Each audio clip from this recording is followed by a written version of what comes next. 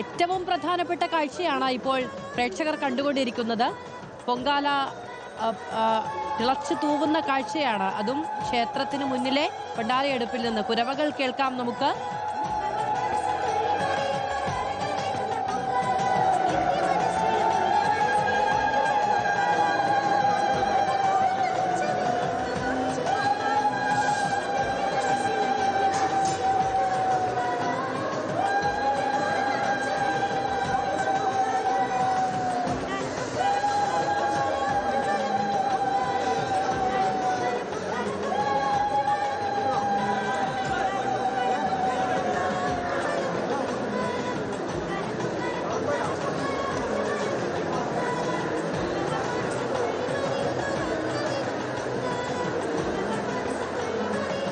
വലിയ പ്രാർത്ഥനയോടുകൂടി തൊഴുകൈകളോടുകൂടി ഭക്തർ കാത്തിരുന്ന നിമിഷമാണ് ഇപ്പോൾ കണ്ടത്.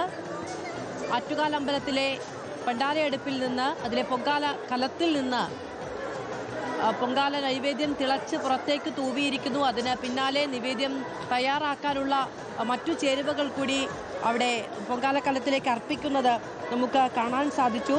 ശുഭാവസരങ്ങളിൽ ഉണ്ടാക്കുന്ന ഒരു മംഗലസ്വരമാണ് ഈ കുരവ എന്ന് പറയുന്നത്. കുരവയുടെ അകമ്പടിയോട് കൂടിയാണ് മംഗള നിമിഷങ്ങളെ സ്വീകരിക്കാറ്. സാധാരണ സ്ത്രീകളാണ് കുരവയിടാറ്.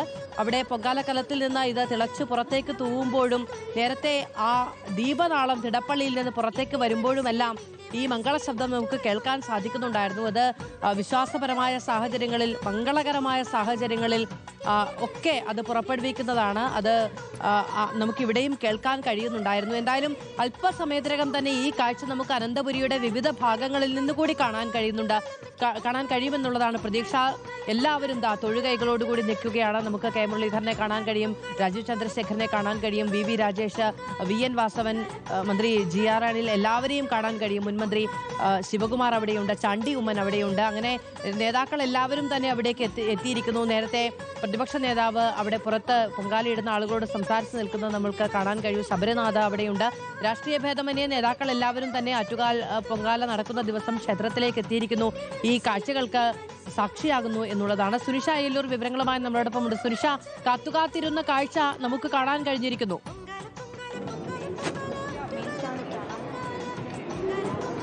അതേ മധു, കാത്തുകാത്ത് നിന്ന് ആ കാഴ്ച ഇതാ നമ്മൾ കണ്ടിരിക്കുന്നു. നിരവധി ആളുകൾ, ഇങ്ങനെ ലക്ഷോപലക്ഷം ആളുകൾ അവരുടെ ആഗ്രഹങ്ങൾ സംതൃപ്തിയോടെ നിറവേറ്റിയതിന്റെ ആഹ്ലാദത്തിൽ, സന്തോഷത്തിൽ ഇനി വീട്ടിലേക്ക് മടങ്ങുമെന്നുള്ളത് തന്നെയാണ്. ഇനിയിപ്പോ പണ്ടാരയടുപ്പിലെ നിവേദ്യം ഇങ്ങനെ തിളച്ചു തൂവുന്ന കാഴ്ചയാണ് കണ്ടത്. മാധു നേരത്തെ പറഞ്ഞതുപോലെ ഈ തിളച്ചു തൂവുന്നത് ദേവിക്കുള്ള നിവേദ്യം തന്നെയാണ്. ദേവിക്കുള്ള ആദ്യ നിവേദ്യം തന്നെയാണ് ആ തിളച്ചു തൂവുന്നത് എന്നുള്ളതാണ്. പിന്നാലെ കുരവയിട്ടിങ്ങനെ സ്ത്രീജനങ്ങളെല്ലാം തന്നെ അതിനെ ഇങ്ങനെ ത്തോടെ വരവേൽക്കുന്നത് കൂടി നമ്മൾ കണ്ടു. ഇനി എല്ലായിടങ്ങളിലെയും ഈ പൊങ്കാല അടുപ്പുകളിലുള്ള കലങ്ങളിൽ നിന്നും ഈ നിവേദ്യം ഇങ്ങനെ തിളച്ചു തൂവുന്ന കാഴ്ചയാണ് കാണുക. അപ്പോൾ ഈ ഭക്തരിങ്ങനെ അവരുടെ അഭീഷ്ട സിദ്ധി കൈവരിക്കുവാൻ വേണ്ടി ഇങ്ങനെ ചെയ്ത ഓരോ നിവേദ്യവും ഇങ്ങനെ തിളച്ചു പൊങ്ങിയതിന്റെ, അല്ലെങ്കിൽ ദേവി അത് സ്വീകരിച്ചു എന്നതിന്റെ അടയാളപ്പെടുത്തലായി ആത്മസംതൃപ്തിയോടെ ഇറങ്ങാൻ കഴിയുമെന്നുള്ളത് തന്നെയാണ്. ഈ നമ്മൾ പറഞ്ഞതുപോലെ പലപ്പോഴും ഇങ്ങനെ ഈ ഭൂമിയെ പ്രതിനിധീകരിക്കുന്ന മണ്ഡലവും അരിയും മറ്റു ഭൂതങ്ങളായ വായുവും ജലവും ആകാശവും അങ്ങനെ അഗ്നിയുമെല്ലാം ചേർന്ന് പഞ്ചഭൂത സമ്മേളനത്തിലൂടെ പൊങ്കാല നൈവേദ്യം ഒരു വിശിഷ്ട വഴിപാടായി ദേവിക്ക് കൈമാറുന്നു എന്നത് തന്നെയാണ് അതിലേറെ പ്രത്യേകതയുള്ള ഒരു കാര്യം എന്ന് പറയുന്നത്. മധു, ഇനിയിപ്പോ കുറച്ചു നേരമുള്ളൊരു കാത്തിരിപ്പാണ്. അതിനുള്ള കാത്തിരിപ്പ് എന്ന് പറയുന്നത് ഇപ്പോൾ തിളച്ചു തൂവിക്കഴിഞ്ഞു, അമ്മയ്ക്കുള്ള നിവേദ്യമായി കഴിഞ്ഞു, പായസമായി കഴിഞ്ഞു.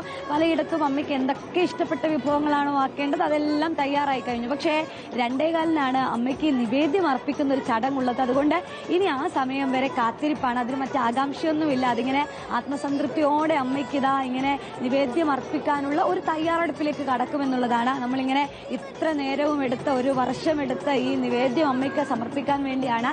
അങ്ങനെ 2:15 തന്നെ 350-ലധികം പൂജാരിമാരെ അതിന് മാത്രമായി ഇവിടെ എല്ലാം നിയോഗിച്ചിട്ടുണ്ട്. അങ്ങനെ ഇവിടെയുള്ള ഓരോ ഭാഗങ്ങളിൽ നിന്നുമുള്ള എല്ലാ നിവേദ്യങ്ങളും ഇങ്ങനെ അമ്മയ്ക്ക് നിവേദിച്ചതായി 2:15 കൂടിയാണ് അമ്മയ്ക്ക് നിവേദ്യം അർപ്പിക്കുന്നത്.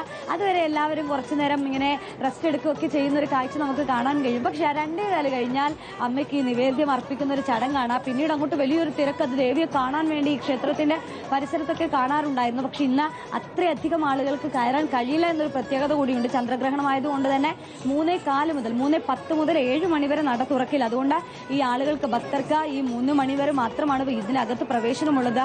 3:15 കഴിഞ്ഞാൽ പിന്നീട് ചന്ദ്രഗ്രഹണം ആയതുകൊണ്ട് തന്നെ കയറാൻ പറ്റാത്ത ഒരു സ്ഥിതി കൂടി നിലവിലുണ്ട് എന്നുള്ളതാണ്. പക്ഷെ രാത്രിയോടുകൂടി തന്നെ കയറാൻ പറ്റുന്ന സാഹചര്യങ്ങളും കൂടി ഉണ്ടാകും. ഏതായാലും അത് ഇനി ഒരു വർഷത്തെ കാത്തിരിപ്പ്. ഒരുപക്ഷെ ഇന്ന് ഇതെല്ലാം കഴിഞ്ഞ് പോകുമ്പോൾ വലിയ സങ്കടമായിരിക്കും. കാരണം ഇനിയും ഒരു വർഷം കഴിഞ്ഞാൽ മാത്രമാണല്ലോ ഇങ്ങോട്ടേക്ക് എത്താൻ കഴിയുക എന്നുള്ള ഒരു കാര്യം കൂടി ഉണ്ട് എന്നുള്ളതാണ്. ഇനിയിപ്പോൾ ജാതിമത ഭേദമന്യേ, രാഷ്ട്രീയ ഭേദമന്യേ നിരവധി ആളുകൾ ഈ പൊങ്കാലയുടെ മഹോത്സവത്തിന്റെ ഭാഗമാകുന്നു, പൊങ്കാലയുടെ ഭാഗമാകുന്നു എന്നത് തന്നെയാണ് അതിലേറെ പ്രധാനപ്പെട്ട ഒരു കാര്യം കൂടി. ഇനിയിപ്പോ പൊങ്കാല കഴിഞ്ഞാൽ ഇവിടുത്തെ ഉത്സവം കഴിഞ്ഞിട്ടില്ല. കുംഭമാസത്തിലെ കാർത്തിക നാളിൽ ആരംഭിച്ച ഈ മഹോത്സവം, പൊങ്കാല മഹോത്സവം ഇന്ന് 9ാം നാളിലാണ്. ഇനി 10ാം നാൾ, നാളെയോടുകൂടിയാണ് ഇതിന്റെ പര്യവസാനം. പക്ഷേ 9ാം ഉത്സവ ദിനമായ പൊങ്കാല കഴിഞ്ഞ് ഇന്ന് രാത്രി ദേവിയെ മണക്കാട് ശ്രീധർമ്മശാസ്ത്ര ക്ഷേത്രത്തിലേക്ക് എഴുന്നള്ളിക്കുന്ന ഒരു ചടങ്ങ് കൂടിയുണ്ട് എന്നുള്ളതാണ്. എഴുന്നള്ളത്ത് നടക്കുന്ന വീതിയിലുടനീളം ഇനി രാത്രിയാണ് ഇത് കാണാൻ കഴിയുക. കമനീയമായി അലങ്കരിച്ച പന്തലുകളിൽ ഇങ്ങനെ നിറപറയും നിലവിളക്കും താലപ്പൊലിയും അഷ്ടമംഗല്യവുമൊക്കെ ആയി ഇങ്ങനെ ഭക്തജനങ്ങൾ ദേവിയെ ഇങ്ങനെ